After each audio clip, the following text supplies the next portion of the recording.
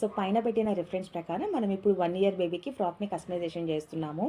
అయితే వీళ్ళ రిక్వైర్మెంట్స్ ఏంటంటే పాప 1 ఇయర్ కాబట్టి అది ఫ్యూచర్లో యూజ్ అయ్యేటట్లు ఫ్రాక్ని కస్టమైజేషన్ చేయాలన్నమాట. బర్త్డేకి వేస్తారు ఇట్లాంటి అవుట్ఫిట్స్. తర్వాత అసలు మనం దేనికి ఎవరి ఫంక్షన్స్కి కూడా వేసే అంత ఛాన్స్ ఇవ్వరనమాట పిల్లలు. అలాంటప్పుడు ఏం చేయాలంటే మనం మార్జిన్స్ అండ్ హైట్ లెంత్ అనేది కొంచెం ఎక్కువ పెట్టుకోవాలి.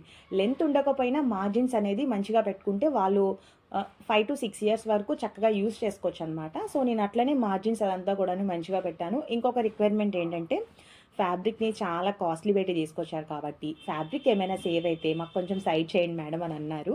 సో పాపం వీళ్ళు ఏంటంటే ఫ్యాబ్రిక్ తెలియక చాలా ఎక్కువ తీసుకొచ్చేసారనమాట. ఆ ఫ్యాబ్రిక్తో ఇంకొక బ్లౌజ్ డిజైన్ చేసుకోవచ్చు. సో ఫ్యాబ్రిక్ కూడా మిగిలింది, నేను దాన్ని పక్కకు పెట్టాను. అయితే నెక్స్ట్ వీడియోలో ఫ్రాక్ ఎలా టర్న్ అవుట్ అయ్యింది అనేది నేను మీకు అప్కమింగ్ వీడియోస్లో షేర్ చేస్తాను. వీడియో నచ్చితే లైక్ చేయండి. Thank you for watching. Bye.